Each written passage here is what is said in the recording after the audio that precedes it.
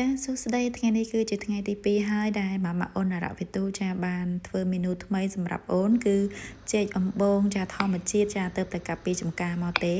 ធ្វើការចំហុយឲ្យអូនញ៉ាំអញ្ចឹងណាហើយនេះខ្ញុំយកមកតែមួយផ្លែទេចាដាក់ចំហុយចូលទៅក្នុងឆ្នាំងប្រហែលជា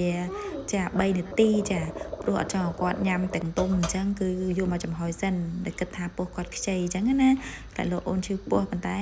យើងធ្វើការចំហុយជំនួសវិញហើយបន្ទាប់ពីចំហុយហើយយើងក៏យកវាមកក្លុកបន្ថែមចាហើយការក្លុកនេះគឺយើងថែមទឹកឆ្អិនបន្តិចទៅចាកុំឲ្យវាស្អិតពេកអញ្ចឹងណាចាយើងធ្វើការក្លុករួចជាស្រេចហើយក៏ចាដាក់ចូលទៅក្នុងចានឲ្យគាត់ញ៉ាំតែម្ដងចាថ្ងៃនេះផ្លាស់ប្ដូរបរិយាកាសចាយកមកញ៉ាំនៅខាងក្រៅផ្ទះម្ដងអញ្ចឹងណាចាឲ្យគាត់មើលនាយមើលអាយចាមើលម៉ូតូមើលឡានព្រោះអត់ចង់ឲ្យគាត់ញ៉ាំនៅក្នុងផ្ទះចាសូមអរគុណច្រើនហើយកុំភ្លេចជួយចាsubscribe ជាមួយនឹង channel នឹងខ្ញុំចាមួយផងចាសូមអរគុណច្រើនម៉ាម៉ាក់ទាំងអស់គ្នាបាយបាយ